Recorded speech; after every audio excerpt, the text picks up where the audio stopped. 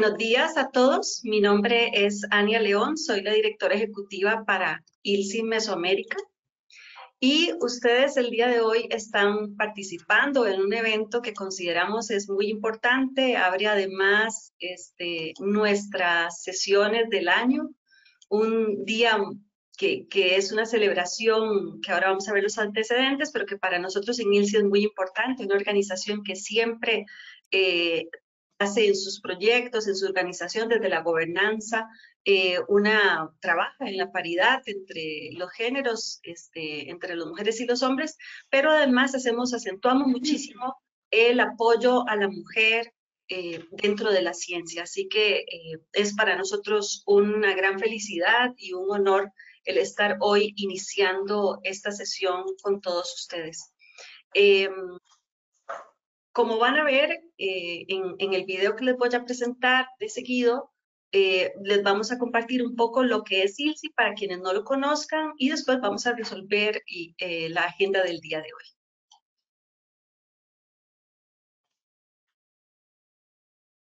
El Instituto Internacional de Ciencias de la Vida, ILSI, es una organización mundial no gubernamental y sin fines de lucro cuya misión es proporcionar ciencia que mejore la salud y el bienestar humanos y del medio ambiente. Al trabajar con expertos del gobierno, la academia y la industria, nuestras entidades internacionales abordan temas relacionados con la seguridad de los alimentos y del agua, la nutrición y la salud, la ciencia del riesgo y la toxicología, la agricultura sostenible, así como la seguridad nutricional.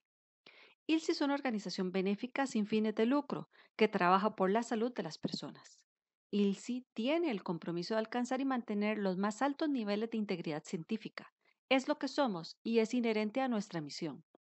Nuestros principios de integridad científica significan que perseguimos la objetividad, la claridad y la reproducibilidad con el fin de garantizar la utilidad de nuestras actividades y evaluaciones científicas y académicas.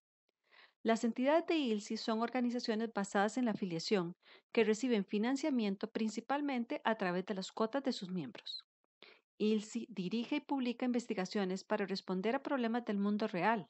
Ofrecemos un enfoque verdaderamente único para llevar a cabo la investigación científica que permite a nuestra organización facilitar las conversaciones entre los expertos mundiales en un entorno neutral.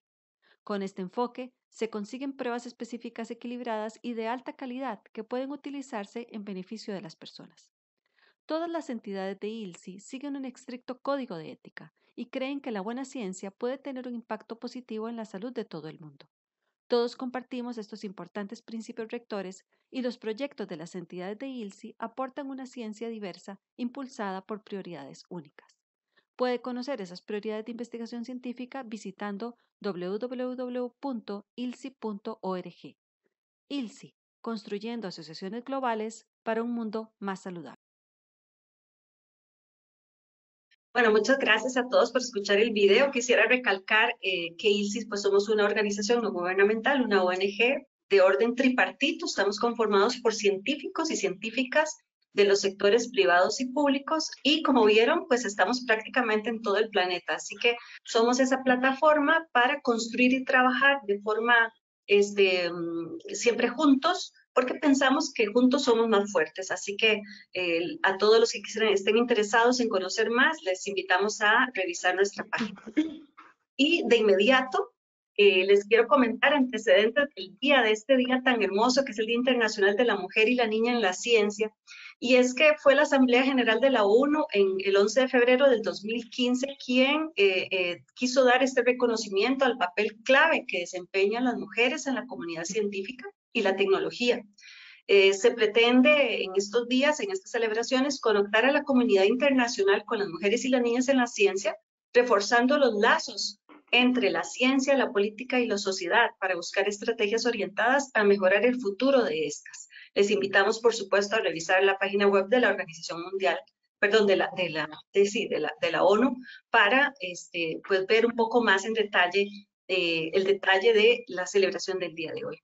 Pero además en esta imagen que nos ponen, podemos ver cómo hay una disparidad grandísima, de la cual vamos a hablar luego en las conferencias, en, por ejemplo, los premios Nobel, ¿verdad? Que han sido recibidos en un 97% por hombres y apenas por un 3% las mujeres.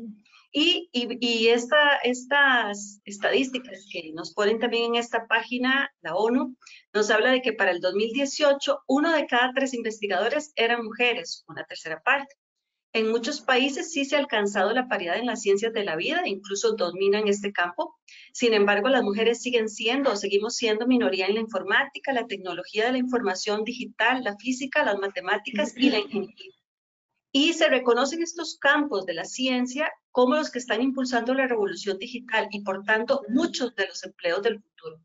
Yo creo que esta línea es importante de ver porque entonces vamos a tener trabajo las mujeres si no estamos teniendo acceso a estudiar estas ciencias como son la física, las matemáticas y la ingeniería. Así que yo creo que es parte de eso que vamos a ver hoy y de eso que queremos razonar en un día tan importante como es el Día Internacional de la Mujer y la Niña.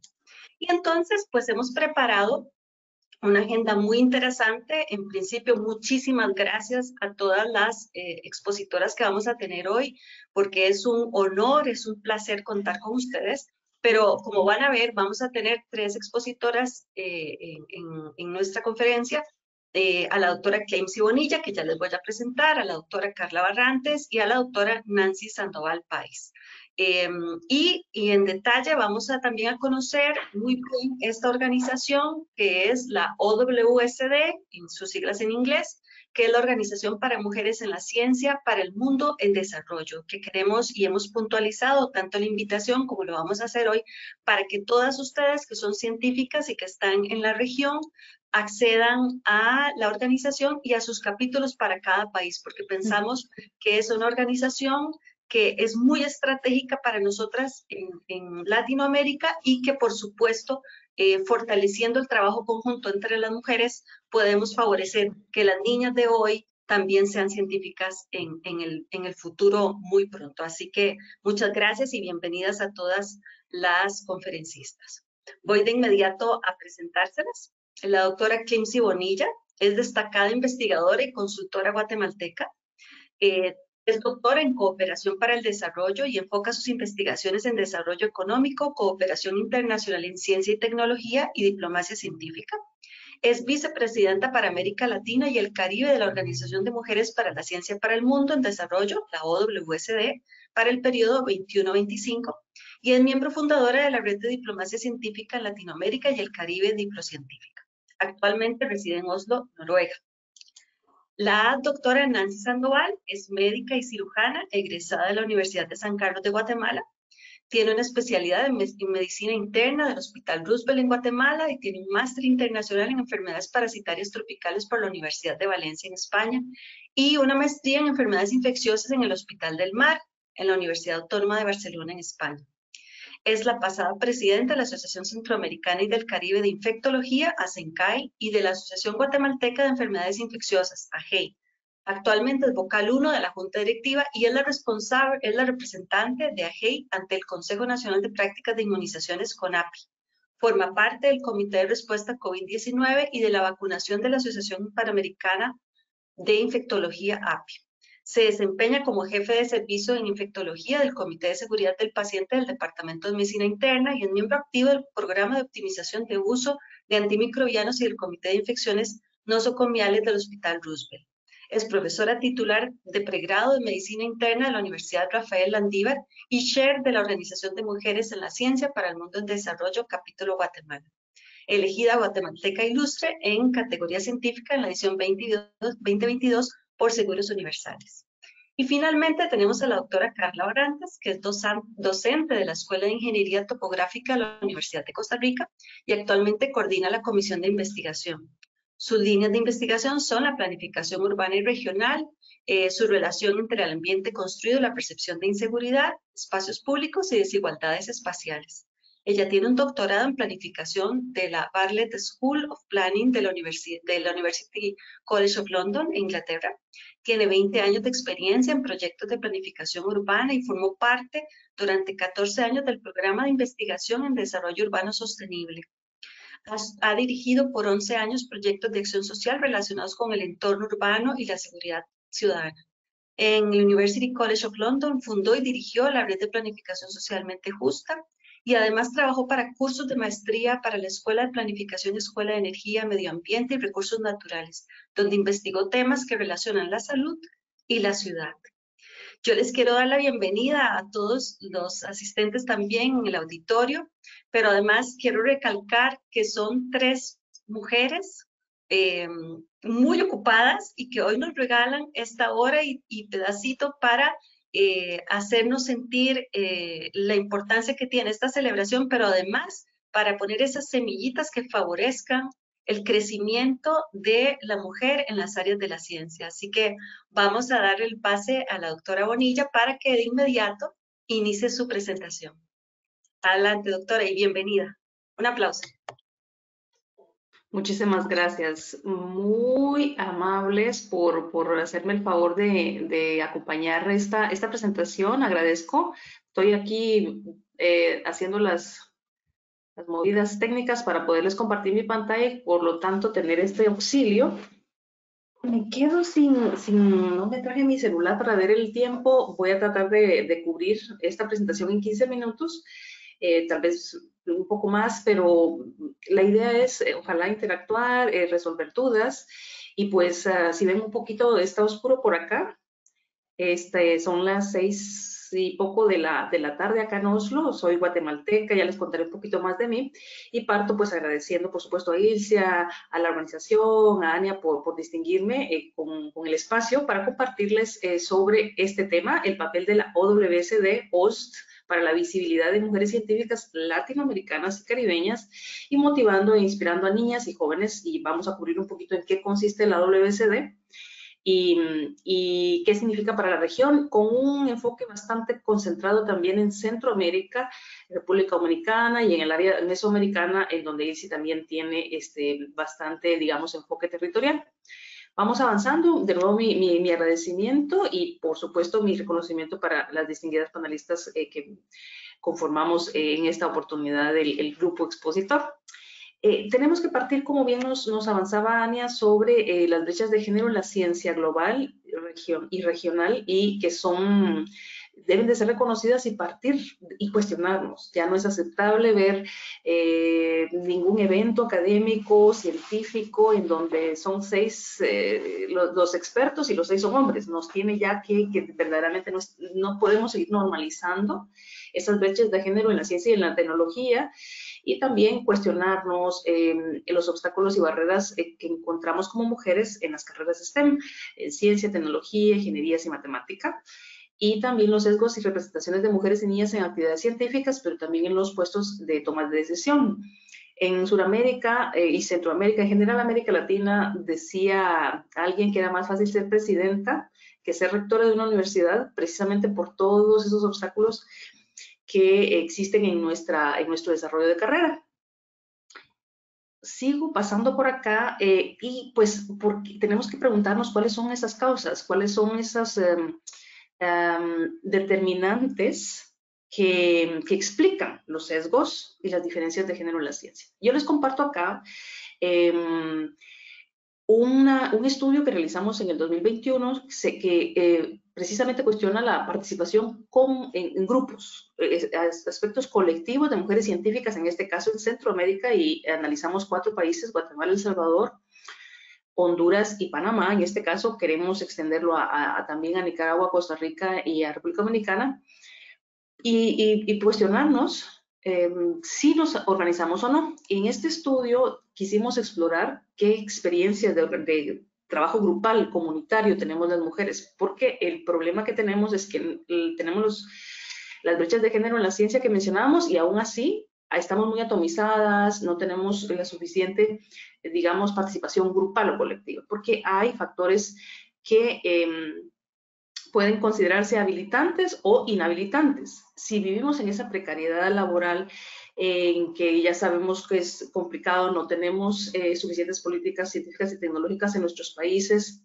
Para hombres y mujeres, en el caso de las mujeres, enfrentamos otros desafíos pues, por el hecho de ser mujeres y por lo tanto es temas de género en la ciencia. Y este estudio es abierto, lo pueden, por supuesto, leer sin ningún costo.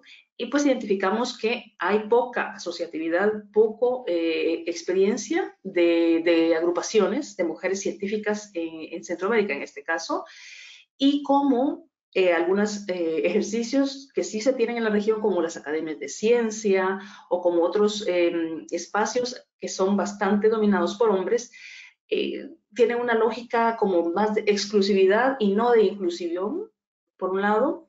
Los procesos muchas veces son burocráticos, hay colegas que han intentado ser, me comentaban en el pasado, integrarse a la Academia Guatemalteca de Ciencias y les demoraron 2 años, por ejemplo, o que muchas veces esas membresías también tienen costo. No tenemos consolidación laboral como mujeres en la ciencia y encima tenemos que pagar para ser integrantes de un grupo o de una asociación o de una academia de ciencias.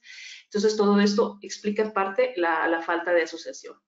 Y acá pues es donde empiezo a hablarles de qué es el papel que juega la OWSD de manera global, de manera regional y también de manera nacional.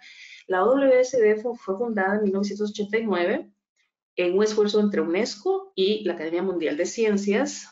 Ha pasado por varias transformaciones la organización y acá les comparto algunos de los números más significativos para que dimensionemos. A nivel global somos 9.159 integrantes al día 2 de febrero que actualicé porque estos números se mueven constantemente y hay varios programas que la OWSD dedica, pero es importante enfatizar en qué significa Organización de Mujeres en la Ciencia para el Mundo en Desarrollo, para los, digamos, contextos en los que es desafiante para las mujeres hacer ciencia, aún agregado a los elementos del subdesarrollo que vivimos en muchos de los países en donde la organización tiene, digamos, presencia. Y la idea es que hay una lógica global que somos mujeres a nivel mundial que hacemos actividad de investigación científica, pero estamos divididas en 4 regiones. Está la región África, países africanos, países árabes, está en la región de América Latina y el Caribe y la región de Asia-Pacífico. Y en total somos 51 países con capítulos nacionales o secciones nacionales, en este caso en la OSDO. Ahora bien, dentro de este contexto global, a nivel regional, somos 15 países en América Latina, de los 22, digamos, que tenemos en membresías, es decir, tenemos integrantes en Costa Rica, OWC de Costa Rica, pero aún no hay capítulo formado. Y en el caso, ya les voy a comentar de Centroamérica en qué países sí hay, y es un proceso para integrarse. Y la consolidación como capítulos nacionales nos da acceso a varios de los programas de financiamiento, de becas de doctorado, de reconocimiento a través de premios, para visibilizar los aportes de las mujeres en ciencia y tecnología en países en desarrollo, como les mencionaba. ¿Qué es una sección nacional?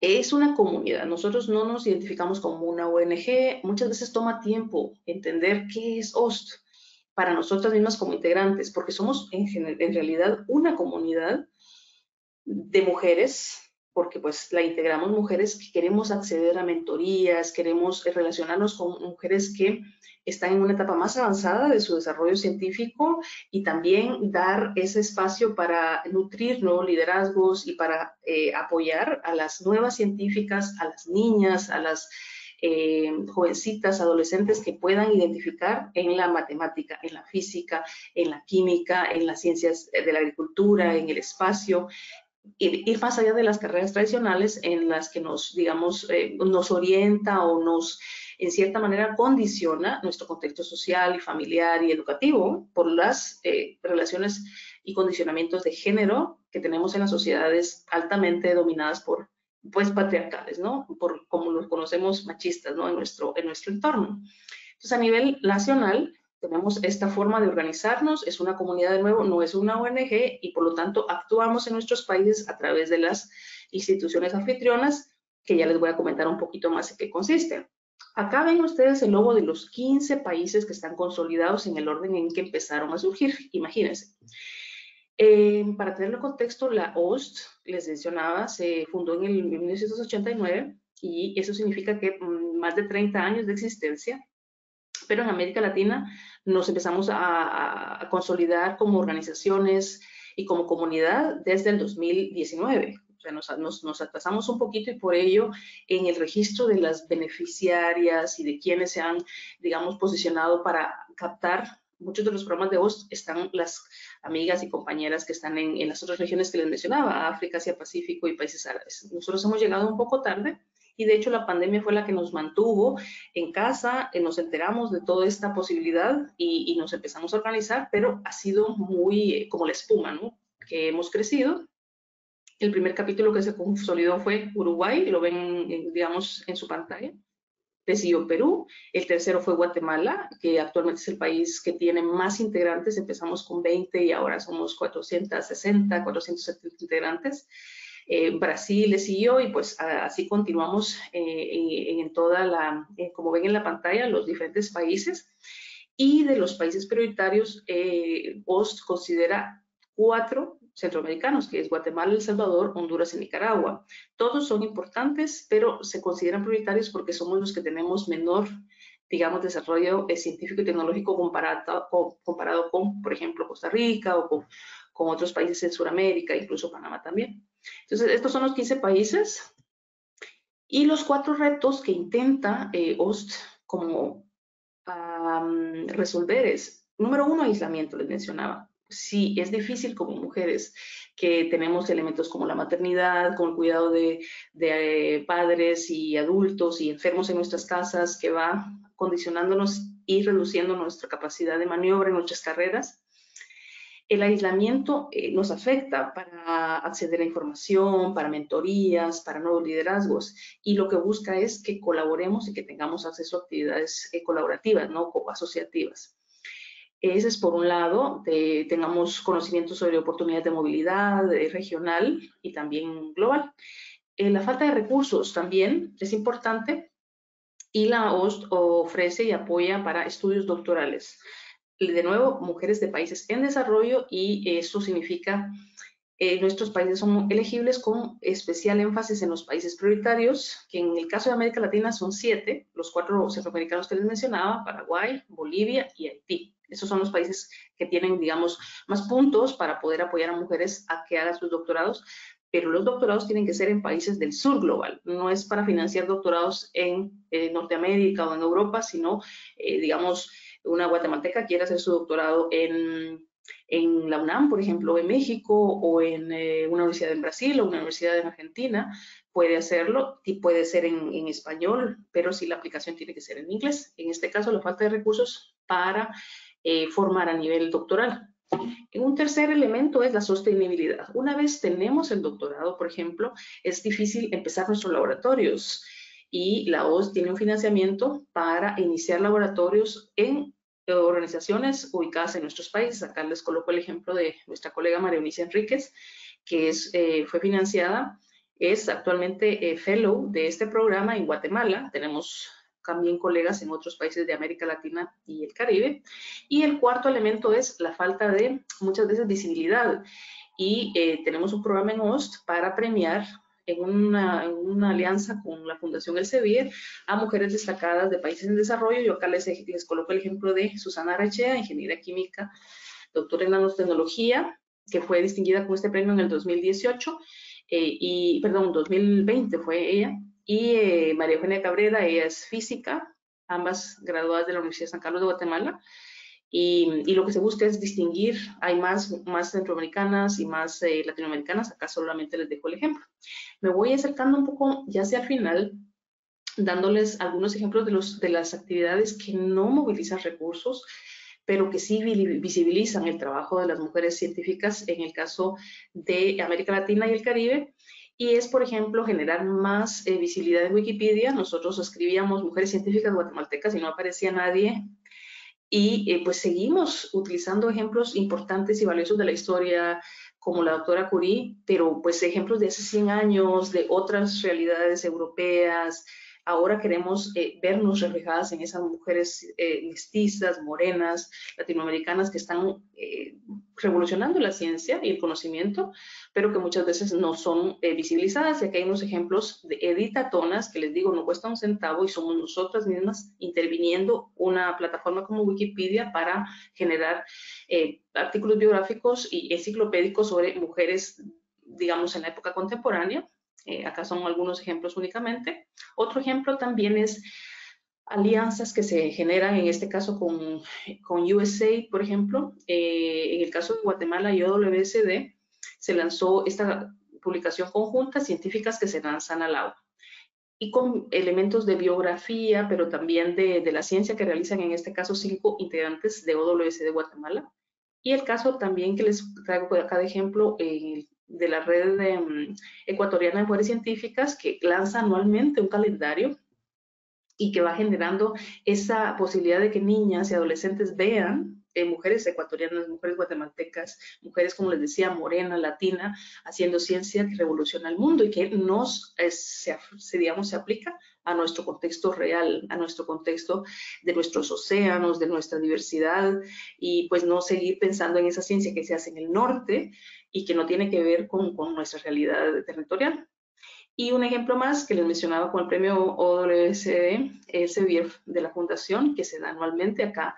De hecho, en la parte grande del lado izquierdo, en el 2022 pueden ver a Flor de Mayo, en el caso de Guatemala, que ella es ingeniera civil y sus ciencias, sus investigaciones las enfoca en cambio climático y la producción de ciertos pastos y ciertos materiales para evitar los deslizamientos, ¿no? Y la vulnerabilidad que tenemos en el caso en este concreto de Guatemala y Centroamérica.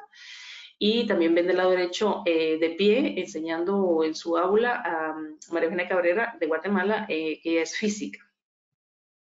De nuevo acá los programas que les mencionaba, becas de doctorado, grants para Early Career y también los programas de reconocimiento a las mujeres de países en mundo de desarrollo, y en este caso pues varios países latinoamericanos son elegibles. ¿Cómo se pueden formar parte de esta organización global? Les puedo decir que no cuesta un centavo, no tiene que hacerse pago de membresía, no es un proceso burocrático y sí es totalmente en línea, es gratuito. Y todas las áreas del conocimiento son bienvenidas, antropólogas, sociólogas, matemáticas, también, por supuesto, historiadoras, las ciencias sociales en general y también, por supuesto, las ciencias de la salud. Aquí todas son bienvenidas, solamente se hace una diferenciación entre membresía afiliada, cuando tienen un grado académico de pregrado o licenciatura, y la membresía titular, que es cuando ya tienen un doctorado, una maestría, posgrado ya completo. Pues este ha sido lo que quería compartirles. Acá están mis datos de contacto, mi correo electrónico, me tienen a sus órdenes, podemos interactuar en Twitter también y en Facebook. Y pues acá me quedo para resolver dudas o para continuar compartiendo con el resto de colegas en el panel. Acá pues ya me dirán las personas de organización si pueden ya quitar mi pantalla. Muchas gracias, doctora Clincy. La verdad que estamos muy felices de escucharla el día de hoy. Es un honor, ¿verdad? Yo creo que para muchas que estamos el día de hoy conociendo la organización es muy importante. Usted nos ha dado una idea también de cómo llegar a ser miembros de la OSCE. Yo creo que va a ser interesante hacerlo. Así que de inmediato vamos a escuchar a la doctora Nancy. Y bueno, por supuesto le enviamos un aplauso virtual desde acá. Gracias. Adelante, doctora Nancy, la escuchamos.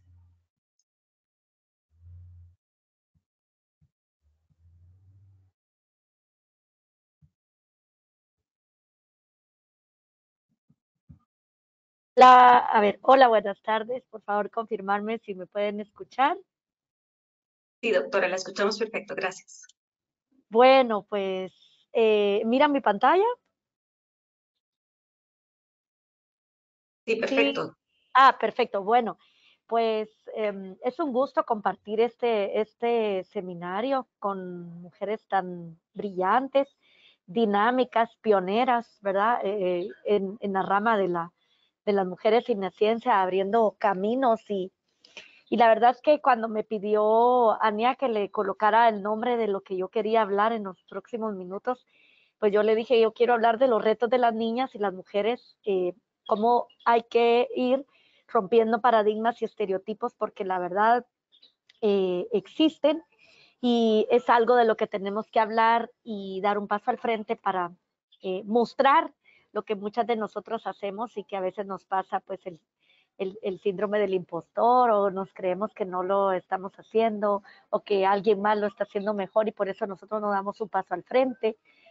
Bien, esta no soy yo, pero quería subirme un poco a lo que estamos en la actualidad de la era digital, de los mini dinosaurios. Me lo mandaron a un chat y me gustó mucho. Yo soy internista de base, así que me lo apropié. Y quisiera empezar diciendo, ¿por qué mujer de ciencia? ¿Por qué tengo que ser una mujer de ciencia? ¿Qué pasa con las mujeres de ciencia?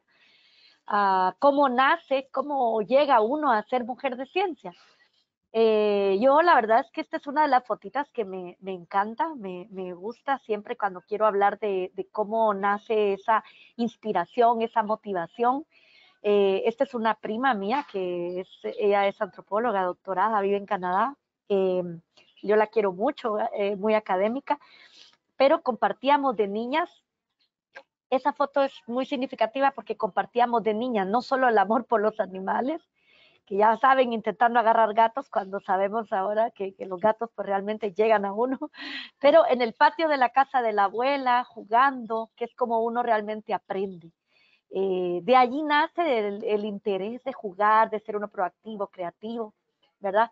Estar siempre compartiendo, en este caso era un carnaval, un concurso de disfraces con mis hermanas mayores. Esa diversión tiene que ser algo que disfrutemos.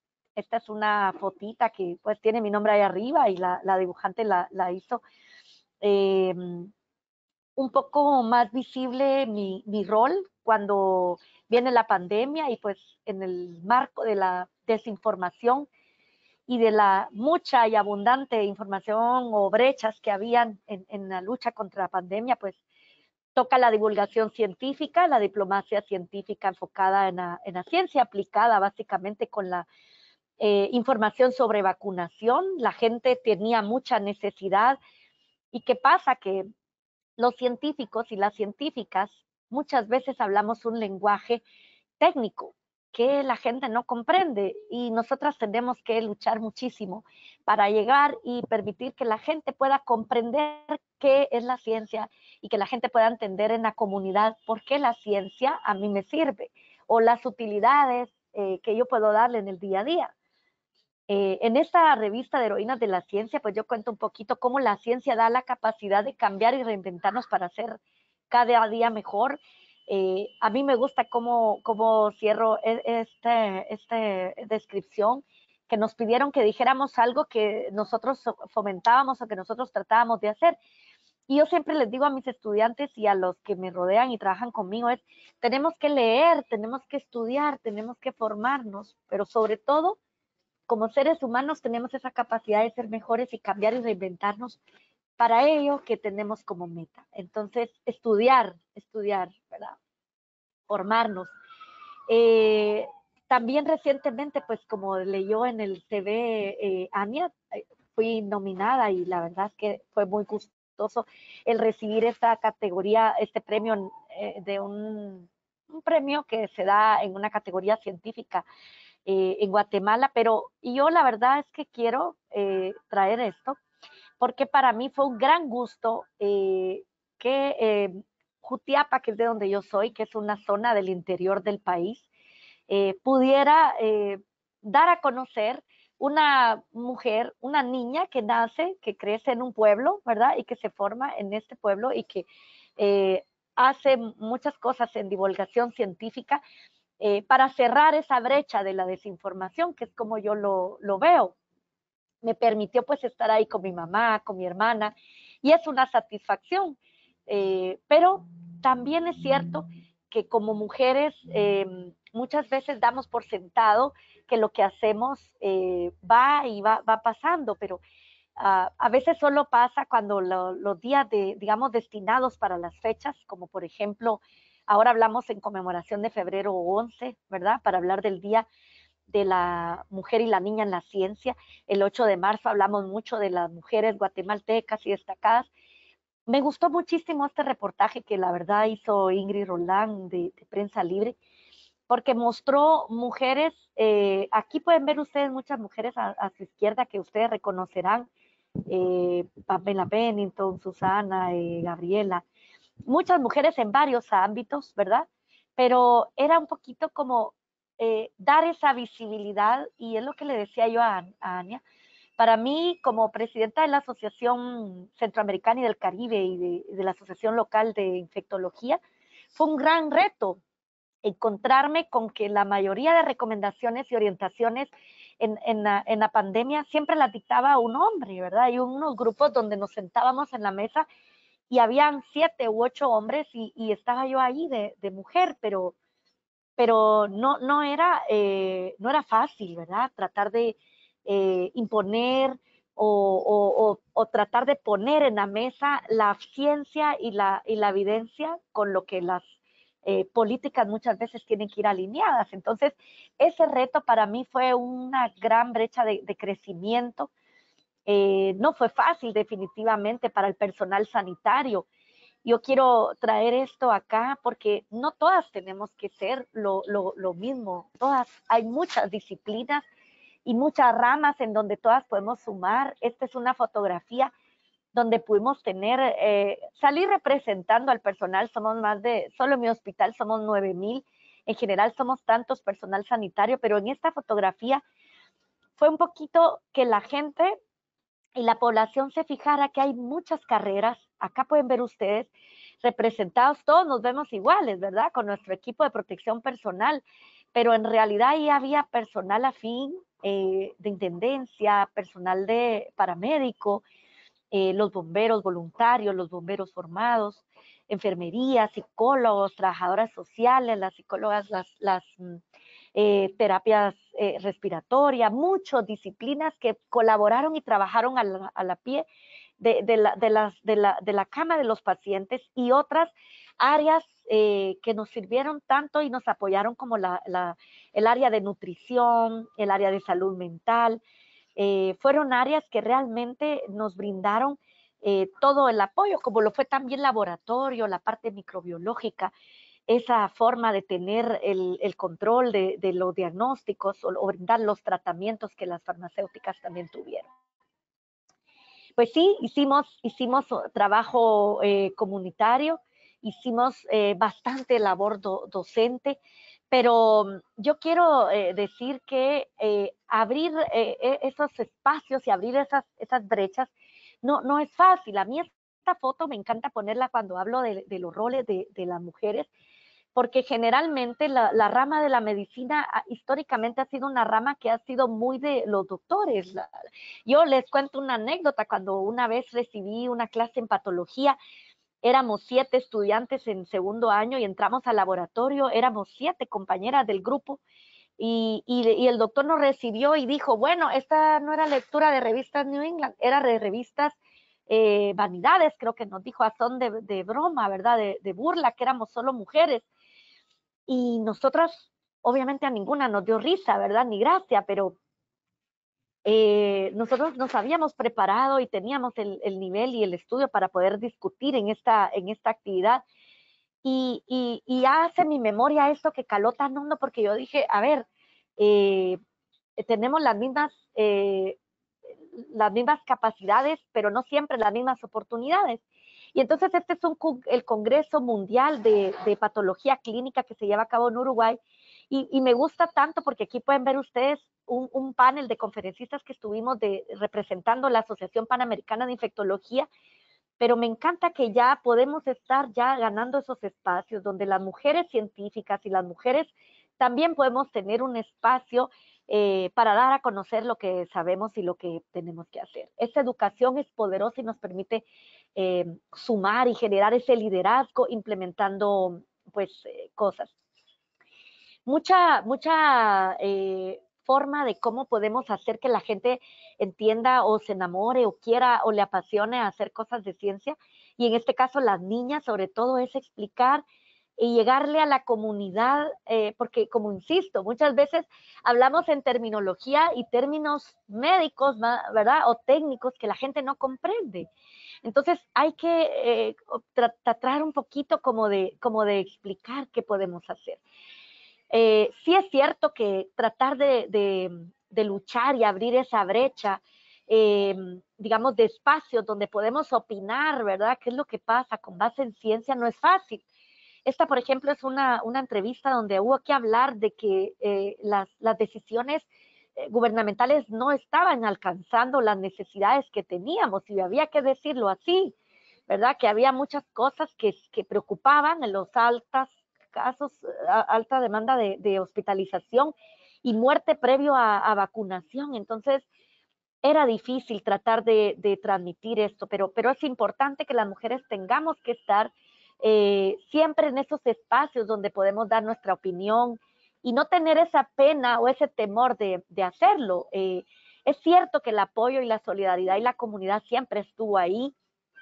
Acá conmigo, mi equipo, las enfermeras que estuvieron al pie conmigo, Cristi Porón y Maida Ruano, son mujeres luchadoras, empoderadas y sobre todo mujeres que sin ellas jamás hubiéramos logrado hacer lo que hicimos en nuestro hospital. Aquí fuimos a Jutiapa a recoger un donativo que los chapines en China nos donaron, y de paso nos trajimos la donación de muchas mascarillas también para los médicos del personal del parque temporal que luego les trasladamos. Pero el cansancio moral y a veces físico no nos dejan avanzar, pero tenemos que hacer de lado porque nosotras somos las que vamos abriendo esa brecha a los pacientes. También habría que distraerse. Yo no sé si va a salir el video porque no hice caso a Dayana que pidió que mandáramos el video antes, pero si no suena les tengo la foto después.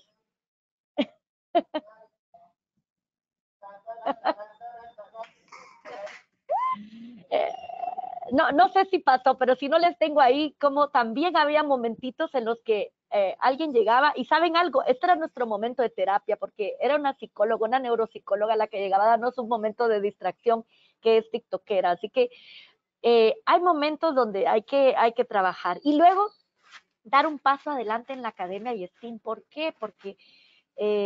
Porque digamos, hace falta que visibilicemos ese papel de las científicas.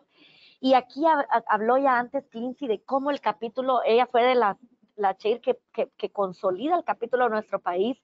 Para nosotros es un orgullo que no solo lo consolida como el más grande, sino ahora tiene un trabajo que nos permite, clave que nos permite tener, pues, seguir dando pasos para las mujeres latinas en esta organización. Pero es un espacio y una entidad que básicamente busca brindar una red comunitaria para que las mujeres podamos incentivarnos y motivarnos. Entonces, un poquito esa es la idea de por qué ir hacia Oats. Acá es una foto donde hicimos un taller de ideas y fue un árbol de ideas, Barini acá lo coordina. Muchas mujeres diferentes, pero todas con el espíritu y el amor por la ciencia, tratando de escribir nuestro árbol de sueños, qué queremos como mujeres en ciencia para el mundo en desarrollo en Guatemala. ¿Qué hacemos como OATS para tratar de visibilizar? Hay una minoría, hay unos desafíos aún grandes para conseguir que las mujeres indígenas en ciencia puedan tener ese espacio. Si ya las mujeres en ciencia lo tenemos también difícil, también esta es una minoría que lo tiene también complicado. Este fue un webinario muy interesante. Acá podemos ver también cómo nuestro equipo y nuestras integrantes, nuestras socias, comparten experiencias no solo con mujeres miembros o integrantes de OATS, sino también en este tipo de foros donde se integra con congresos estudiantiles. En este caso fue ingeniería ambiental, ¿verdad? Entonces pueden ir y contar cómo experiencia las mentoras que pueden ir contando a grupos. Acá está Rosa, ¿verdad? Que también colaborativa. El grupo STEAM, que es un grupo que tiene un club de ciencias donde tienen también se van a pajarear, dicen ellas en broma, pero sí van a ver pájaros y van a observar pájaros porque lo hacen de una forma divertida y también tienen esta alianza con los niños en los Scouts de Guatemala y tratan de ir hablando temas, ¿verdad? Donde les puede interesar o les puede motivar a que tengan interés por la ciencia. Impulsar científicas guatemaltecas como un ejemplo, inspiración. Aquí vemos, por ejemplo, Alba Guerrero, que es una de nuestras integrantes muy apreciadas, Gaby Asturias, por ejemplo, miramos a Andrea del Valle, ¿verdad? O Carmen Barrios, que son científicas que pueden tener historias como las de todas las niñas, que no sé si hay niñas o muchas niñas o adolescentes o mujeres viéndonos, pero si no, que llegue hacia ellas. Esta es una revista muy bonita que la iniciativa de Senacid. Aquí una ilustradora genial intenta hacer de una forma dinámica y muy atractiva lo que muchas mujeres hacemos en el día a día, pero que ellas le llaman heroínas en la ciencia. Aquí ven ustedes a Yasmin Quintana, a Jamie, que es bióloga y le interesa también la conservación de animales.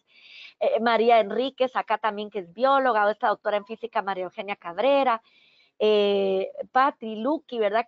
Ella es doctora en desarrollo sostenible, o doctoras en biomedicina como Andrea del Valle, que les decía. Esta revista concentra historias donde uno dice, bueno, por ejemplo, la bióloga que balancea ciencia con emociones, la clave en escuchar, observar y cuestionar, que dice todo, que dice Gaby. Podemos soñar y trabajar para alcanzar metas, dice Hilda Margarita Alonso. La niña inventora que Salteca sale acá, ella no es todavía graduada, pero ya está en el bachillerato. Esta niña curiosa que quería saber sobre el origen de las cosas, que Iris Batén, una de nuestras coordinadoras, al igual que Mayra, de nuestras coordinadoras del equipo 11 de mujeres indígenas en ciencia. Catherine Herrera, que dice que le llamaron la científica de los hongos espaciales, o María Andrés Tarak, que es la que dice, pero ¿por qué no alcanzar tus sueños? Y esto es como un título, ¿verdad?, de las historias que aparecen en esta revista. Otra interesante como Mayra Ver, que dice, bueno, abriendo el camino para más mujeres indígenas desde la ingeniería electrónica. Y esta OUTS, porque me encanta tanto trabajar desde esta organización. No es spoiler porque ya salió hoy justamente este post, Iris Batén, ¿verdad? Que el mensaje es: las niñas y mujeres deben tener acceso a educación de calidad donde puedan elegir sus sueños. También, por ejemplo, Mayra, que les decía, Mayra Ver, que es una candidata doctoral en control y automatización por la Universidad de la VFC, y que es parte también de micro y nanorobótica del Instituto FEMTO-ST en Francia, ¿verdad? Entonces, el mensaje: nosotras las niñas también podemos estudiar en ciencia, en Maya Quechí. Esto es tan bonito. Claro, las niñas en Guatemala no tienen acceso a la educación, dice este titular del relato, y dice: en Guatemala se lucha por la igualdad de género para que las niñas puedan tener mismas oportunidades en el futuro. Pero no es un titular que se acentúa o solo se asenta en Guatemala, mucho todavía hay que hacer. En este web donde dice la situación regional de género, me encanta esta figura porque aunque muestra la densidad de población y muestra ahí Panamérica cómo estamos, si bien es cierto que pone ahí cómo somos más mujeres que hombres, cuando saca las brechas, fíjense esto, por ejemplo, que sale de García: el nivel de escolaridad es tan bajo en Guatemala históricamente y es desfavorable, lo sabemos, pero el promedio es de 2.3 años y en los departamentos indígenas baja casi un año. Entonces, el acceso y las oportunidades para permanecer en el sistema educativo no es tan fácil. Hay muchísimas desigualdades que no son solo económicas, sociales, sino también lingüísticas, políticas y geográficas, porque hay que decirlo, también el acceso no es fácil. Entonces preocupa porque es una situación que podría influir en la formación de buenos ciudadanos, como lo ponen acá. En estos indicadores que hace, por ejemplo, Mineduc, Prodesa, que son instituciones como IMNUSAC o la Cátedra de UNESCO, que han valorado desde el 2013 la escolaridad en 45% a preprimario, 85% a primaria y en básico una decaída hasta el 44%, pero si se fijan, ese ciclo diversificado llega a un 24%. Entonces es interesante porque 6 de cada 10 jóvenes no tienen ese acceso o oportunidad de estudiar, y entonces de esos 3 que sí ingresaron son expulsados en el sistema, ¿verdad? Entonces 5 de cada 10 van a ver ese fracaso. Así es que se hablaba en el 2013 en esta tesis de Olmedo que cada 10 niños en edad escolar solo 5 matriculaban en preprimaria. Entonces, la pobreza en Guatemala causa que las niñas y adolescentes no sean inscritas. Esto en este reporte más reciente, pero con datos aún de 2014. Luego empezamos a ver instituciones como FADEC, por ejemplo, que plantean que, por ejemplo, menos de 288 niñas no tenían educación y acceso a educación por la explotación laboral, que lo miramos muy fuerte en nuestro país. Y ya no si hablamos de la observación de los derechos, del Observatorio de los Derechos de la Niñez, como es el caso de la muerte infantil por violencia intrafamiliar, que eso también es importante. O datos del Ministerio de Educación y del Instituto Nacional de Estadística, donde para el 2019, prepandemia, hablaban de que había una tasa de escolaridad del 77%. Y si nos fijamos, va decayendo, lo ven acá, menor que en el 17, en el 16, y todavía nos falta lo que vamos a tener que tener de repercusión de lo que ha hecho la pandemia. Y si podemos observar en la Convención de los Derechos Humanos, en este reporte que sacan en UNICEF, si se fijan cómo los niños en edad de recibir educación primaria y que no van a la escuela, fíjense cómo decae y se retrocede incluso la última década, esa tendencia a la baja, ¿verdad? Esto, incluso ellos en el informe que sacan lo ponen así: atender a los niños que no van a la escuela y mejorar aprendizaje, porque es uno de los retos para la última década, conseguir neutralizar que estos niños abandonen la escolaridad. FADEP, ¿verdad? Que es esta familia de desarrollo de población que busca contribuir desarrollo de investigación en temas con familia, población y dignidad de la persona humana, hace un análisis de cómo la pobreza, trabajo infantil y la migración tienen repercusiones en nuestro país. Y esto lo vemos, la pobreza, cómo las mujeres siempre, y los estigmas, ¿verdad? Los estereotipos en donde las mujeres tenemos que estar en casa, cuidar a los pequeños, muchas veces los niños trabajadores, ¿verdad? Y las nenas tienen que cuidar a las demás o a los demás y preparar el almuerzo o atender a los padres o a los niños. Y la migración, mire esto qué devastador, cómo la Organización Internacional de Migración reporta más de 4,000 menores no acompañados que volvieron a Guatemala cuando intentaban viajar de forma ilegal a Estados Unidos. Entonces, ¿cuántos de estos niños abandonaron la escuela por ir a Estados Unidos? ¿Y cuántos niños de ellos probablemente no van a regresar a estudiar, verdad? Entonces, hay que hablar también de la desnutrición crónica, que es un flagelo que a nosotros en nuestro país nos afecta muchísimo, y en Latinoamérica hay muchos países que también, porque no solo es una condición que el niño, si logra llegar a la escuela, le va a costar más porque muchas veces tendrá hambre o tendrá beneficios que no puede adquirir porque no va a aprender, y esta desnutrición va a ser un resultado y una base también, es como un círculo vicioso.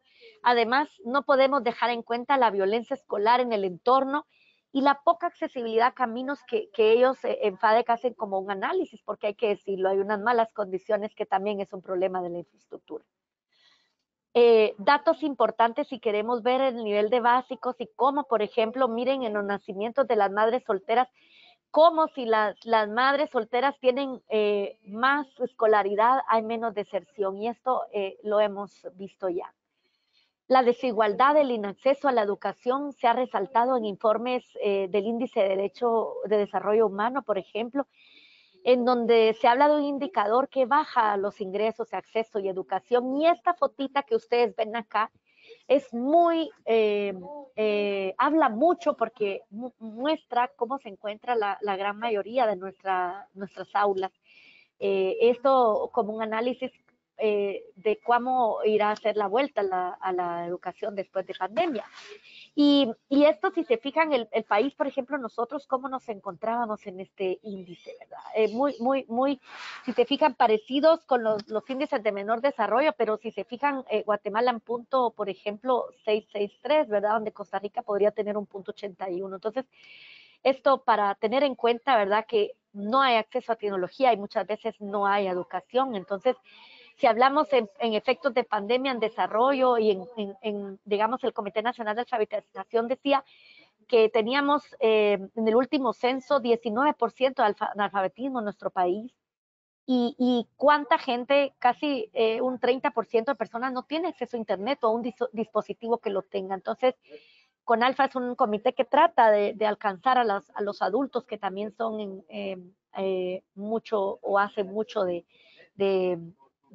necesidad o que requieren enseñanza de aprender a leer.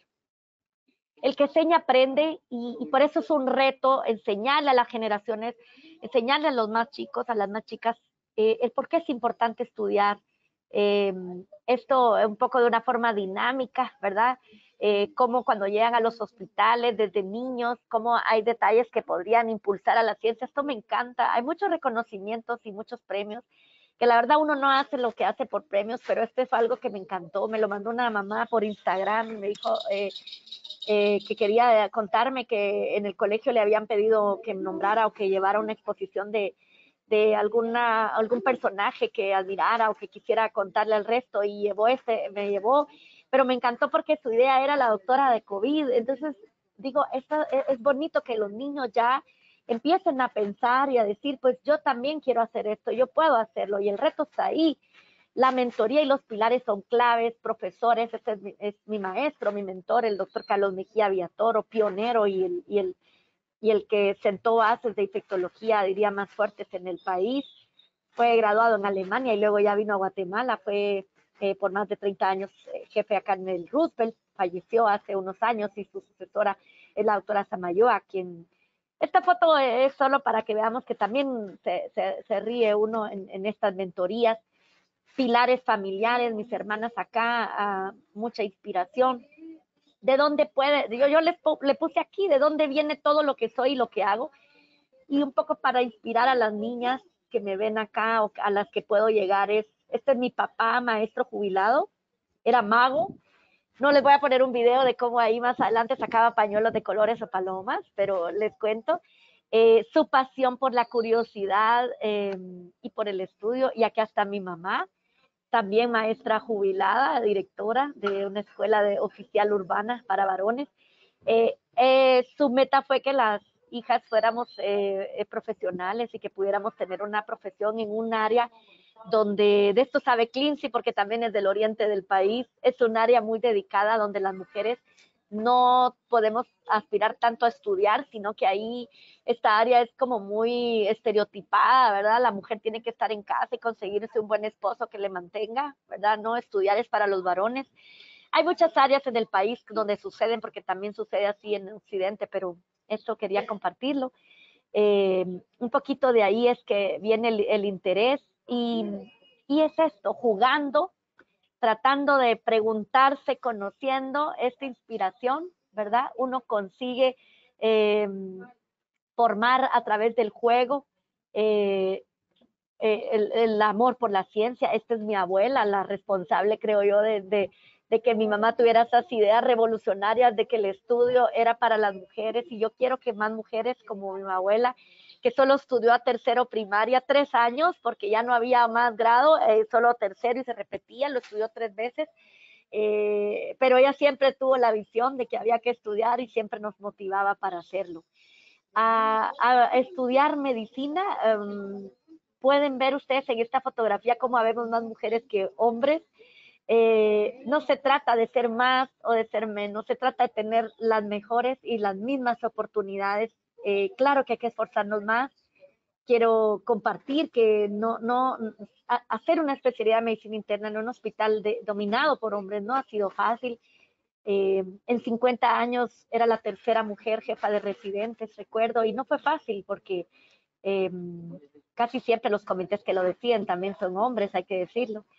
Y bueno, pues las brechas de oportunidad hay que tomarlas, hay que compartir, emocionar, explicarle a las niñas que se trata también de estudiar, pero también se conoce gente linda y oportunidades que nos permiten satisfacciones, alcances, que también nos permiten abrir puertas, conocer cosas lindas y participar en actividades que nos llenan para formar y hacer que nuestro país avance. Es una ventana de oportunidades. Este no es un cuadro, es una foto real que yo tomé al pueblo de Cadaqués. Era un era ese monumento que estaba ahí de hierro y yo lo tomé como en forma de cuadro porque me encanta y así lo veo. La vida son oportunidades, el problema está en que no siempre tenemos las mismas oportunidades y eso es el reto, ¿verdad? Motivar y tratar de hacer cada día en lo que trabajamos para que más mujeres se impulsen a dar su apoyo y a continuar en esta lucha y en esta actividad que motiva a más niñas. Muchísimas gracias, doctora Sandoval. La verdad es que usted nos ha presentado todas estas fotos y toda esta historia personal que me parece tan hermosa, empezando por el tema de su abuela, provocando que su mamá y usted también tuviesen las oportunidades que tienen. De verdad muy interesante, muy bonito y sobre todo ese énfasis que hay que poner en exponer a las niñas a las ciencias desde muy pequeñas, ¿verdad? Para estimular y saber, ¿verdad? Para que vayan encaminándose hacia lo que desean ser su presente y su futuro. Así que muchas gracias, un aplauso también para usted. Y de inmediato le damos la bienvenida a la doctora Carla Barrantes para que inicie su presentación. Muchas gracias y adelante, doctora. Muchas gracias. ¿Pueden ver mi pantalla? Sí, señora, sí. Ah, sí, perfecto. Muchas gracias. Bueno, muchas gracias primero a ILSI por la organización de este evento. También gracias a las distinguidas panelistas que me acompañan hoy y a todos y todas ustedes que sacaron el rato para acompañarnos en este conversatorio. Entonces, bueno, el día de hoy yo les quiero conversar sobre la desigualdad como esa gran barrera a romper para el acceso de las niñas y las mujeres a la ciencia. Y aquí, bueno, quisiera comenzar con una foto. Esta imagen es de hace un año, que es de la Universidad de Costa Rica, que, bueno, precisamente a propósito del Día de la Mujer y la Niña y la Ciencia, sacaron sobre la escasez de plataformas de paridad de género en la ciencia. Y bueno, y es que tenemos que son datos que ya las anteriores panelistas han indicado, ¿verdad? Alrededor de un tercio de las mujeres que se dedican a la investigación son mujeres, y el porcentaje en la representación de academias de la ciencia es aún todavía menor, el 12%. En Costa Rica es alrededor del 45% según datos del OCDE. Sin embargo, ante esa baja escolaridad, yo, bueno, lanzo esta pregunta aquí. Yo voy a enfocarme un poco en el tema, en el caso de Costa Rica, que es donde tengo, pues tengo estos datos. ¿Será que acaso hay menos mujeres graduadas en educación universitaria en Costa Rica para tener una representatividad más baja? Bueno, pues aquí está la respuesta. Estos son datos del Consejo Nacional de Rectores que salieron en el tercer Estado de Derechos Humanos de las Mujeres en Costa Rica, y vemos que sistemáticamente desde el 2009 más del 60% de las personas que se gradúan de la universidad son mujeres. De hecho, se gradúan más mujeres que hombres porcentualmente de las universidades. Imagínense que en el 2016 casi el 64% de las personas graduadas eran mujeres y el 36% pues eran hombres. Entonces aquí tenemos que en realidad esa baja representatividad no es porque hay menos mujeres graduadas universitarias. En realidad hay otros obstáculos que tenemos que vencer para poder lograr esa representatividad, y por eso a mí me alegra mucho las exposiciones que me antecedieron, porque precisamente van apuntando hacia el tema de los estereotipos o también al tema de que no se ha dado la suficiente representatividad que merecemos en diferentes plataformas. Y bueno, pese a que, por ejemplo, en Costa Rica hay más mujeres graduadas que hombres, para las mujeres es más difícil conseguir trabajo. Según el último informe del Estado de la Nación, que es un centro de investigación adjudicado al CONARE, que es el Consejo Nacional de Rectores, se estimó que en el 2021 la probabilidad de conseguir empleo si usted era una mujer era el 37%. Y si usted es un hombre, era del 63%. Entonces, ya solo el hecho de ser mujer ya le reduce a una de las probabilidades de conseguir empleo. Aquí, este gráfico que les pongo es el porcentaje de población total que asiste a la educación formal, ¿verdad? Esto es de la encuesta nacional de hogares.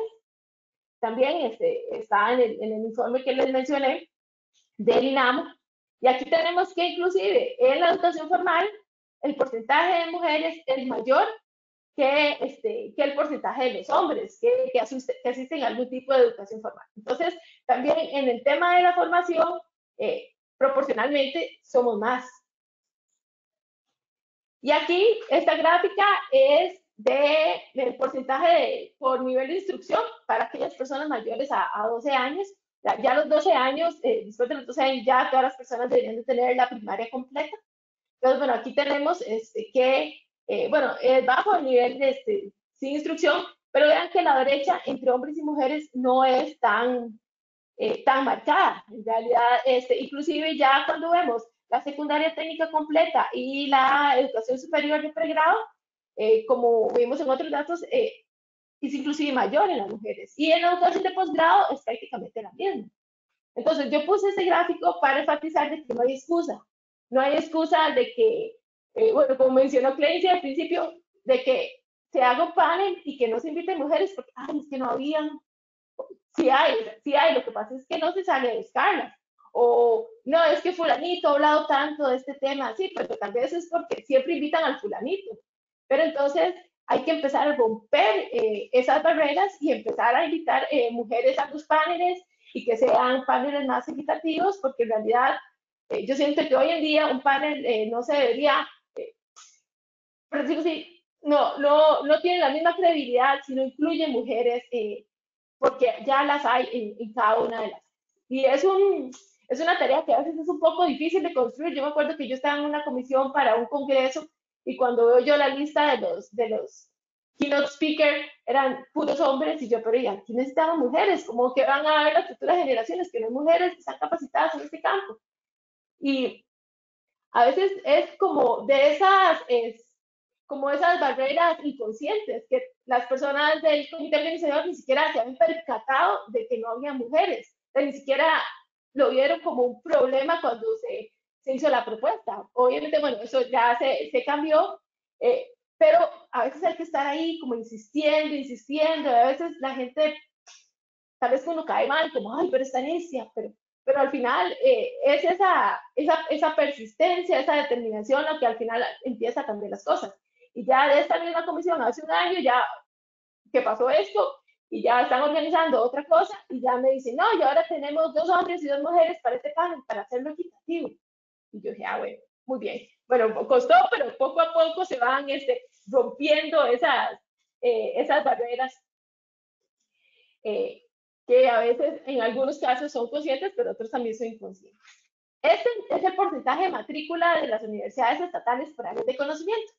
Como también ya lo hemos mencionado, las mujeres, pues generalmente tienen una mayor representatividad en ciencias sociales o en educación, y en otras áreas del conocimiento, como las ciencias básicas, ustedes pueden ver, y en ingeniería, las brechas son mayores. Entonces también tenemos que ir rompiendo esos estereotipos de que las mujeres se dedican a un área del conocimiento y no son tan aptas para otras, que también al principio lo decía Jania, ¿verdad? Tenemos que también apuntar a que haya mujeres en estas otras áreas del conocimiento porque hacia allá vamos, ¿verdad?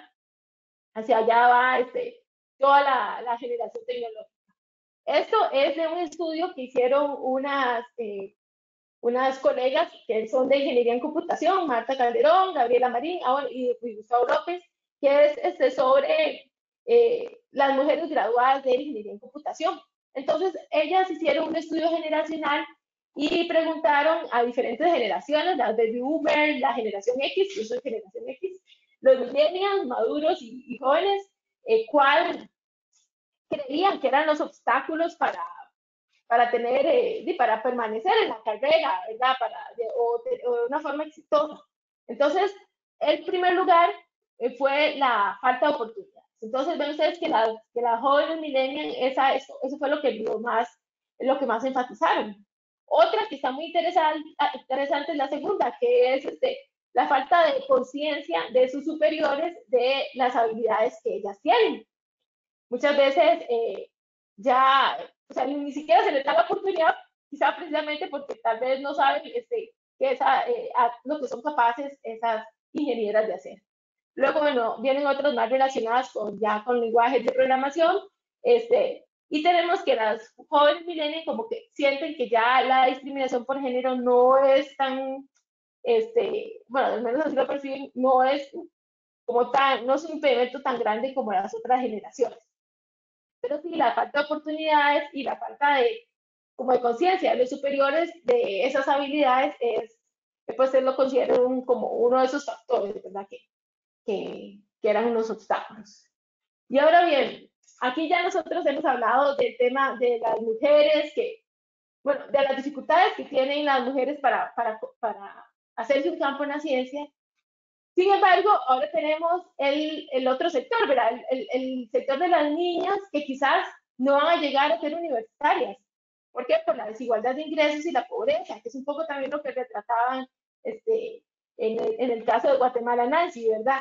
Es ¿cómo hacemos para romper esa barrera de la desigualdad y lograr que esas niñas y jóvenes finalmente logren sus objetivos y logren hacer sus sueños? Entonces, bueno, aquí yo puse 3 barreras, ¿verdad? La desigualdad de ingresos y pobreza, la distribución desigual de los trabajos no remunerados y los estereotipos que ya la doctora Nancy, pues, retrató. Entonces, aquí, este gráfico es muy interesante y es un gráfico del Estado de la Nación del 2018. En Costa Rica, bueno, en ese momento, la pobreza estaba en el 20%. Entonces, ven ustedes aquí la línea de pobreza. Entonces, lo que hicieron fue una simulación. Simularon que se le iba a dar a un trabajo de acuerdo a sus calificaciones.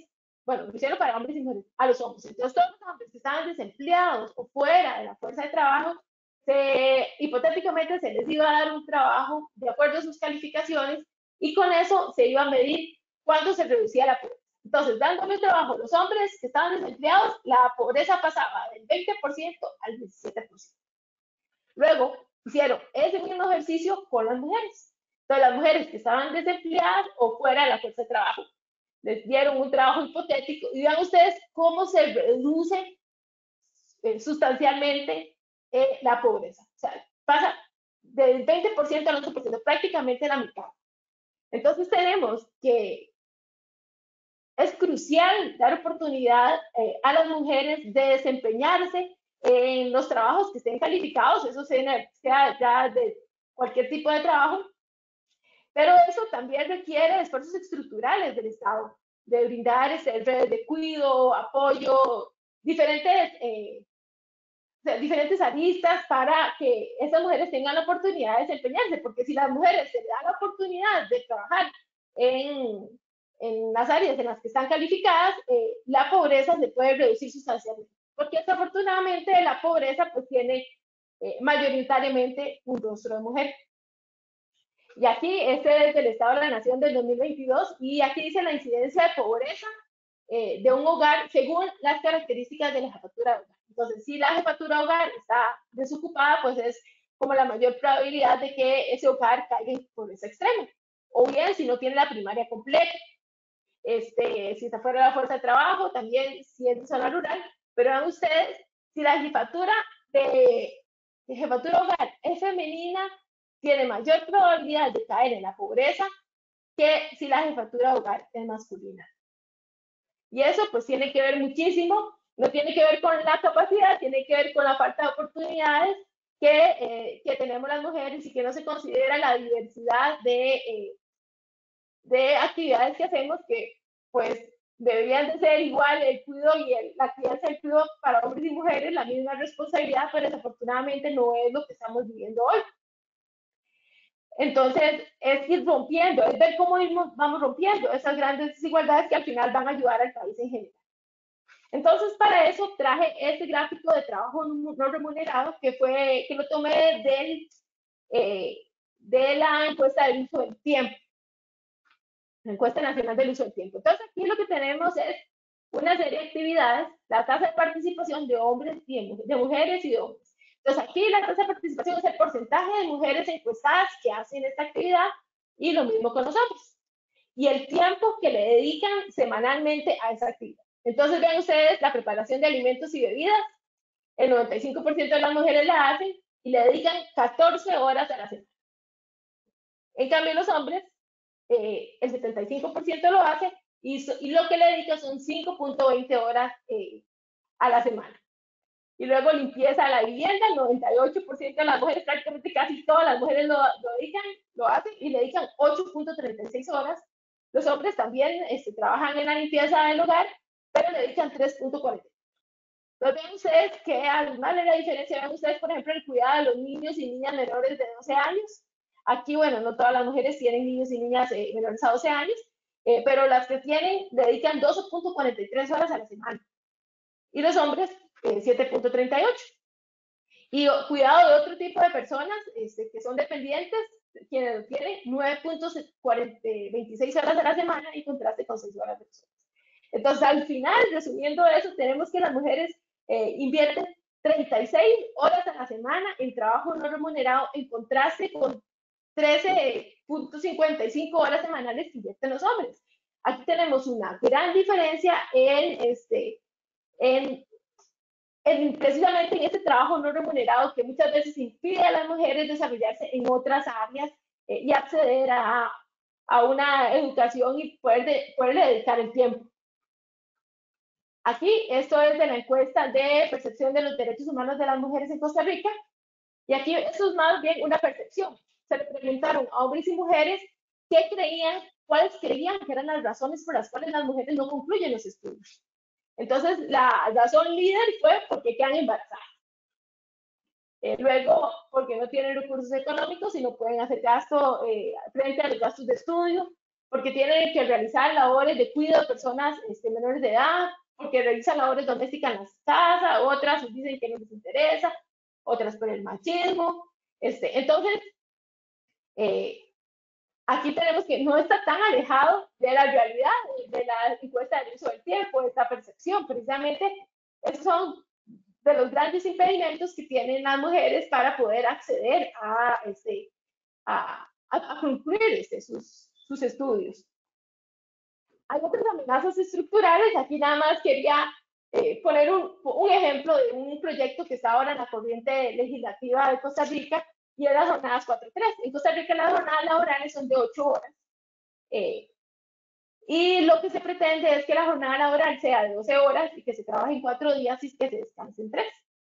Entonces, bueno, esto además de romper con traerse abajo una lucha de la clase trabajadora histórica, también trae perjuicios directamente en las mujeres y las jefas de hogar, porque tienen que resolver el cuidado de los niños y las niñas o las personas que tengan cuidado. Ustedes no van a encontrar una guardería que le cuide a los chiquitos hasta las 8 de la noche. Entonces, son proyectos que tienen una visión desde el punto de vista errada de lo que es el desarrollo económico, ¿verdad? Porque esto va a generar más empleo, pero al final, ¿cómo es el desarrollo económico si vamos a estar incrementando la brecha de la desigualdad? Entonces, este tipo de proyectos deberían de pensarse de una forma más integral y que no incrementen la brecha de la desigualdad y que se vuelva como un círculo vicioso, porque al final es un círculo vicioso que al final es perjudicial para todos y todas. Entonces, bueno, ya para ir cerrando, con un poco ahí de esperanza y de optimismo aquí, ¿cómo podemos ir rompiendo esos ciclos de la desigualdad? Entonces, aquí yo les pongo algunos ejemplos de algunos casos pues exitosos. Por ejemplo, el programa del Ministerio de Educación Sexual y Afectiva. Ese fue un programa que se aprobó en el 2012. Cuando se aprobó, fue controversial, porque era, bueno, pues todo el abordaje de la educación sexual y afectiva. Y vean ustedes, este es el porcentaje de nacimientos de madres adolescentes en Costa Rica. Y vean ustedes cómo a partir del 2012, que empieza ese programa, empieza a bajar sustancialmente el porcentaje de nacimientos de madres adolescentes. Entonces, al final, es un programa, por supuesto, como dijimos, de educación, es importante, y que las adolescentes tengan acceso a esta información, y es importante para que puedan tomar sus decisiones sobre sexualidad y afectividad. Entonces, es muy significativo. En el 2018, ese programa, cuando se inició, si los padres de familia no querían que su hijo o su hija tomara esas clases, mandaban una carta. Y se daba como parte de los programas de ciencia, Pero en el 2018 se optó porque fuera de carácter obligatorio como una materia más que diera una persona profesional en psicología. Entonces, bueno, el resultado fue que hubo muchas protestas de padres y madres de familia en contra de la obligatoriedad de ese programa de sexualidad y afectividad. Como siempre, hay estas ideas que son controversiales, pero hay que tomarlas, y aquí, bueno, en ese momento el Ministerio de Educación no se dio y se implementaron igual. Entonces, afortunadamente, están vigentes y con estos resultados tan satisfactorios que demostré. Otra ley es la ley de relaciones impropias, que lo que hace es prohibir los matrimonios de menores de edad ante el registro civil, y también, bueno, regula otro tipo de relaciones entre personas menores de edad y personas mayores de edad. Entonces, esta es un gráfico sobre los matrimonios inscritos, empieza desde el 2012, y vean ustedes que ya para el 2022 prácticamente, bueno, se erradicaron los matrimonios entre menores de edad. Entonces, porque esos matrimonios, aquí vean ustedes esta gráfica, generalmente se daban entre un hombre adulto y una niña. Algunos eran mujer con hombre menor, pero una proporción mucho más baja, o ambos menores de edad. Entonces, se tenía siempre igual esa relación pues, de desigual de poder. Luego, aquí esto es también de las preguntas de la encuesta que le hizo a las personas, es sobre ¿qué considera usted que medidas deberían de tomar el Estado para desarrollar una mayor igualdad entre hombres y mujeres? Pues bueno, aquí ya por lo menos hay una esperanza que hay un poco de conciencia ya en la población, bueno, dice igual de salario para el trabajo entre hombres y mujeres, que se valore el trabajo doméstico no remunerado, que el Estado garantice el cuidado de los niños y niñas para los trabajadores y trabajadoras, y bueno, que los hombres y mujeres se ocupen por igual de los oficios domésticos y las labores de cuidado. Y luego, bueno, esto, que los hombres tengan la oportunidad de realizar trabajos considerados femeninos y que las mujeres tengan la oportunidad de realizar trabajos considerados masculinos. Entonces, para la población encuestada, pues estas son las principales medidas que, pues que es esperanzador que ya por lo menos se piense así, ¿verdad? Algunos otros esfuerzos desde la academia, bueno, recientemente se han hecho fondos concursables para mujeres en la ciencia, hay otra iniciativa que se llama Publicar, y que da horas asistente, horas estudiante a las mujeres que quieren publicar artículos científicos. También un pronunciamiento del Consejo Universitario aquí en la Universidad de Costa Rica que se llama Mujeres en Bibliografía, que a mí me parece muy valioso porque lo que habla es que se tienen que citar más mujeres en las bibliografías de los programas de los cursos. Muchas veces tenemos un programa de curso, bueno, que tal vez tiene como 20 años y la misma bibliografía, hay una hegemonía masculina en la bibliografía, y pienso que ahí nosotras también tenemos un rol de buscar las investigaciones que nuestras colegas están haciendo y ponerlas en nuestro programa de curso, citar el trabajo que hizo tal compañera en una presentación, y entre nosotras mismas promover a las mujeres en la ciencia. Entonces esa iniciativa me parece muy bien. Luego hay otra como la mujer en ingeniería, que es para promover que ingresen más mujeres a la Facultad de Ingeniería, otros estudios que hace el Centro de Investigación de Estudios de la Mujer, etc. Entonces, poco a poco se puede ir rompiendo esas barreras de la desigualdad. Y ahí, bueno, para terminar, yo nada más pues quiero enfatizar que cada uno de nosotros desde su trinchera puede contribuir a romper ese círculo vicioso de la desigualdad. Y a mí, bueno, me gusta mucho esta frase de Angela Davis que dice que ya no estoy aceptando las cosas que no puedo cambiar, estoy cambiando las cosas que no puedo aceptar. Y bueno, y eso sería. Muchísimas gracias por su tiempo y por haber estado acá. Bueno, espero que nosotras, bueno, por pronto podamos abrir un capítulo en Costa Rica, también de la OWSD. Entonces, bienvenidas a inscribirse con los links que Clancy les dio, y también me pueden mandar un correo a mí, y ahí yo pues me pongo un poco a organizar ese capítulo. Muchísimas gracias. No, muchas gracias a usted, Carla, de verdad, nos hizo pasar también por todo lo que estamos viviendo en Costa Rica, ¿verdad? Que lo decimos y lo hablábamos con la doctora Clemcy, que somos afortunadas por supuesto, en nuestro país, pero que también eso nos da una responsabilidad de trabajar de manera conjunta entre nosotras para que también en los otros países llevar estas experiencias, por ejemplo, que desde la academia se generan para lograr la igualdad, ¿verdad? Y otras experiencias que pueden ser valiosas y sobre todo pues el compartir. Siempre cuando estamos en un grupo aprendemos unas de otras, ¿verdad? Y las experiencias siempre son valiosas, así que a mí me parece que puede ser sumamente interesante pues lograr esa posibilidad que tenemos de estar juntas, ¿verdad? Y de compartirnos. Así que cuente con nosotros, como le dije, y además que cuente con toda la red de ILSI, que también cuenta con muchísimas mujeres científicas de muchas áreas distintas, porque aquí hablamos desde las ciencias sociales, las biológicas, las ciencias de la vida, todas están siempre incluidas, así que nosotros vamos también a trabajar con usted. Yo quisiera ver, tenemos algunas preguntas que me parecen que son muy interesantes y también pues les agradecemos a las 85 personas que están con nosotros y a ustedes como panelistas que se han mantenido. La doctora Kimsey ya era la hora de la cena en su casa y tenía que también llevar a dormir a su hija, así que no puede quedarse con nosotros, pero aquí estamos para intentar resolver algunas de las preguntas que tenemos por acá. Y Montserrat nos dice que quería preguntar cómo ven ustedes el tema de la promoción de las carreras STEM, con especial énfasis en las mujeres y las vocaciones en este tema, cuando la debilidad de la región sigue siendo la calidad de la educación pública, lo que se ha visto además incrementado por el tema de la pandemia por COVID-19. ¿Quién quiere iniciar? Me parece que está muy interesante.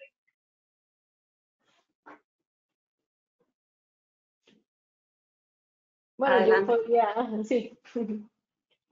Bueno, sí, yo siento que es un tema de hacer algunas acciones afirmativas desde parte del Estado. Como, bueno, un poco se ha mencionado que el acceso a las becas, el acceso a reducir esas brechas de la desigualdad. El tema de la pandemia, pues sí, eh, trajo como también esas desigualdades aún más profundas y entonces a la hora de entrar en una de esas carreras es posible que las estudiantes, bueno, y los estudiantes pues tengan una mayor dificultad de poder adaptarse. Yo pienso que esa es una de los grandes retos que necesitamos hacer, una equiparación o de alguna forma generar tal vez desde la academia un mecanismo para que pueda equiparar a esos estudiantes que vienen desde la pandemia con algunas debilidades para poder entrar a la universidad. Y sí, yo me he dado cuenta porque yo soy profesora consejera de matrícula y yo puedo ver que a veces desde la pandemia pues como que ya se pierden más materias de matemática y de ese tipo de cosas y precisamente es por esa, uy, pero como yo 5 veces. Entonces, hay que siento que necesitamos trabajar como país en reducir esas desigualdades que la pandemia acrecentó.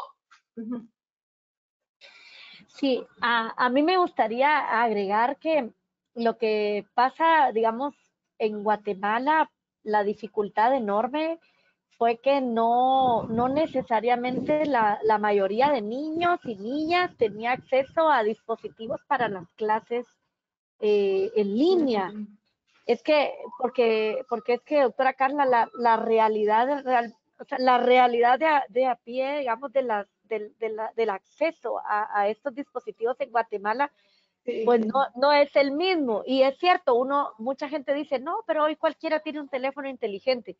Pero no es así, cualquiera desde nuestro sitio muchas veces, ¿verdad? De privilegio. Entonces, es difícil porque además lo vemos si aún nosotras teníamos un montón de carga de webinarios y cosas académicas que hacer. Igual los niños tenían sus clases, pero en la casa muchos tenían que ir a trabajar porque si no estás en la escuela, tienes que ayudar en las tareas del hogar, cuida a tu hermanito, cuida a tu hermanita, vete a hacer esta actividad. Entonces sí, es difícil retomar digamos, eso que había antes va a ser un reto.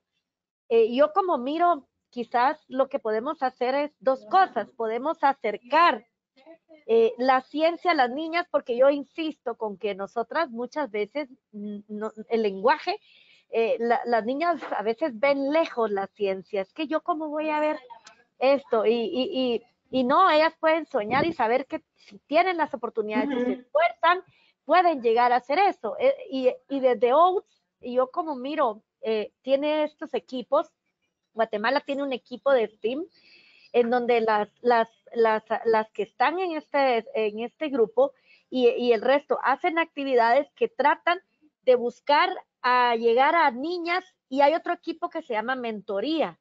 Entonces, abordar a niñas que están en edad de decidir si a la secundaria o qué carrera, para motivarlas y que vean que las carreras son dinámicas, son bonitas, que es una parte que a veces no se ve. Pero claro, el gran reto es que las niñas lleguen a la primaria y lleguen a la secundaria para acceder a ellas, ¿verdad? Este espacio, Claro. este tipo de foros, creo que a mí me encanta porque todas las que estamos aquí nos gusta y lo vemos como un plus. Entonces, ojalá y de estas personas que lo están viendo ahorita y los que lo miren en diferido, haya gente que diga, ala, quiero sumarme a esto o quiero visibilizar. Entonces, de eso creo que se trata, ¿verdad? También. Sí, Nancy, bueno, en Costa Rica también hubo muchísimos problemas de estudiantes que no tenían acceso a tabletas en las zonas rurales, o sea, no fue tampoco que nosotros nos fue bien con en realidad grandes brechas. Sí. No, y es que Estados Unidos tiene otras formas, por ejemplo, para ellos hablan de aulas seguras y te mandan los lineamientos de cómo vuelvan a clases seguras, pero hay que recordar que muchos niños también educación y alimentación, desde planes de alimentación que les daban en las escuelas y vacunación, tantas cosas en salud que se perdió. Así que el reto será aún mayor después de pandemia, ¿verdad? Los daños que pandemia han hecho en ese sentido creo que han sido duros y hay que afrontarlos porque van a tener consecuencias. Claro, doctora, y sumando también a esta conversación, el hecho de que tenemos, por ejemplo, en Latinoamérica antes de la pandemia más de 50 millones de niños y niñas en desnutrición, ¿verdad? Y que también sabemos que la pandemia trajo más pobreza y que las primeras que dejan de ir a la escuela son las niñas, ¿verdad? Entonces, estos años, bueno, en Costa Rica se habla de que se abrió una brecha de, o sea, un retroceso de 10 años en la educación, por lo menos, y que eso vamos a tardar muchos años para volver al ritmo que teníamos. Ahora, es mucho peor cuando estamos hablando de toda la región a nivel de Latinoamérica. Realmente esto está acentuado y sabemos además que para las mujeres y las niñas esto siempre va a ser un peso mayor. Así que, como usted lo dice, este espacio, como ambas lo dicen, este espacio es también para que todas las que estamos en este sitio de privilegio, ¿verdad?, que tenemos, nos interesemos, nos agrupemos, porque uno solo no puede hacer mucho, y saquemos adelante iniciativas asociadas que permitan que todo este impacto que puede ser tan negativo lo sea menos, ¿verdad? Porque esto fue como un terremoto y ahora hay que sacar adelante la tarea, porque si no lo que vamos a ver en los próximos años pues va a ser peor que los números que nos presentaba, por ejemplo, Carla, y que nos presentaba usted en Guatemala. Entonces, juntas siempre somos más fuertes y Centroamérica es muy pequeño y nosotros perfectamente podemos asociarnos para hacer cosas hermosas que favorezcan que todo vaya en el otro sentido y no en el sentido negativo. Así que cuenten con nosotros. Hay un comentario muy bonito de la profesora Iliana que habla de que, bueno, primero los felicita y que son sus presentaciones muy inspiradoras e interesantes, así que muchas gracias. Y que la doctora Carla le confirmó lo que ella sospechaba, que ella estudió en la UCR licenciatura en Tecnología de Alimentos en los 70s y en los 80s y que eran más mujeres que varones, pero que esta proporción cambió cuando entró a trabajar y trabajó durante 30 años en puestos gerenciales, directivos y de empresas, y que los jefes eran hombres, ¿verdad? Y por qué horror, y sí, a los puestos de poder normalmente. Y sigue. Sí. Muchas más mujeres también en medicina y ciencias de salud, pero los puestos de poder y de decisión están hombres. Bueno, nos pasa en nutrición que somos 99% seguramente nutricionistas, y la mayoría de los poderes de los puestos de poder han estado siempre en manos de hombres. Pero bueno, esas cosas pasan, por eso hay que unirse y seguir adelante. Carolina nos pregunta, a partir de estas experiencias, ¿cómo fomentar ese pensamiento científico en niñas desde las escuelas? ¿O es una cosa actitudinal o de recursos inmateriales? ¿Es interesante? No, yo lo que siempre digo, hay que jugar, hay que estar en contacto con la naturaleza, eh, y sí tiene mucho que ver la influencia. Si tus profesores, tus maestros te impulsan y no te dicen hasta aquí, sino hasta donde quieras, pasa. A mí mis padres, nosotros, mi mamá siempre nos oía y así como haciendo disfraces, la imaginación. Yo creo que hay que motivar y fomentar la imaginación y el juego, ¿verdad? Y también yo siento que es muy importante este tema de los estereotipos. Aquí unas colegas de Carolina Vázquez hicieron una investigación sobre los motivos que inhiben a las mujeres a entrar a la carrera de ingeniería. Entonces muchas decían que también era lo que les decían los profesores en el colegio, no, es que usted no puede, no, pero usted mejor estudia otra cosa, la opinión de la familia. Yo siento que las niñas cuando están en la escuela sienten que pueden hacer lo que sea, pero ya de pronto van creciendo y van escuchando, no, es que eso es para hombre, no, es que usted mejor estudie esto, pero entonces como que un poco esa ilusión o esos sueños se van transformando por las mismas, por los mismos obstáculos que son imaginarios que nos han puesto la gente que están alrededor de ellas. Y siento que eso es lo que hay que, en lo que hay que trabajar, ¿verdad? De motivar y que no sientan que al haber nacido mujeres ya es una barrera para acceder a las cosas que quieren hacer. Claro, y es que hay algunas tareas, perdón, hay algunas tareas que además se le asignan a ella, es como ya fijo como si solo ellas pueden hacerlo y no ellos también. Y no es así. Además, las mujeres hay una carga como de, ¿y para cuándo la boda? ¿Para cuándo los niños? ¿Para cuándo el no sé qué? Rara vez le dicen a una, ¿para cuándo el doctorado? ¿Para cuándo la tesis? ¿Verdad? Y también como si para la persona que decide casarse y tener niños sea un obstáculo absoluto para no seguir una vida también y tener su familia, sus hijos, si eso es lo que quiere, ¿verdad? Pero de una vez se le dice a la niña, no, es que si usted quiere tener hijos y esto, no puede hacer esto, ¿verdad? O peor, es que a usted lo que le toca es hacer esto, ser mamá y estar en su casa y, ¿verdad? Cuidar a los niños y no le toca hacer esto, eso no es para usted. Entonces, esto es un tema, yo creo que es muy interesante la pregunta que hace Carolina porque dice, es un tema de estimulación, esa actitud, o sea, algo como inherente. Yo creo que todos los niños, como decía Carla, desde que estamos chiquiticos somos muy, ¿verdad?, curiosos y ahí está, la ciencia es pura curiosidad. O de recursos, podría ser de todo un poco, pero aquí el peso de la cultura sobre la mujer desde niña es muy importante, ¿verdad? Eso de que para qué, ¿cuál es el esquema que ya se le tiene desde que nace, desde que es niña? Ay, que lindísimo que le dijeran a uno cuándo es su doctorado, para cuándo está a los 25, a los 30 ya quiere tener su doctorado. Le preguntan, ¿cuándo vas a tener los hijos? ¿Hasta los 30? ¿O qué estás pensando? ¿Verdad? Y eso es parte de lo que estamos hablando hoy, y ha cambiado, porque además, por ejemplo, en Costa Rica, en los años 60, posiblemente por ahí 50, 60, las mujeres estudiaban para ser maestras o eran secretarias. Básicamente eso era, ¿verdad? Y ha ido incrementando las posibilidades y bueno, hoy estamos aquí hablando con personas que han logrado ser ingenieras, pero es toda una cultura que hay que ir modificando y estos son ejemplos de lo que se puede hacer. Interesante. Dice, ¿qué estrategias consideran que se puedan aplicar para que las mujeres se desarrollen como madres también y puedan continuar con las oportunidades laborales y el crecimiento profesional? Bueno, yo siento que, bueno, evidentemente la crianza y el cuidado debería ser una responsabilidad compartida, pero es algo que todavía, yo tengo la esperanza de que eso vaya a cambiar, pero todavía no es así. Entonces yo siento que el sistema tiene que lograr tomar esas acciones afirmativas para romper esa desigualdad.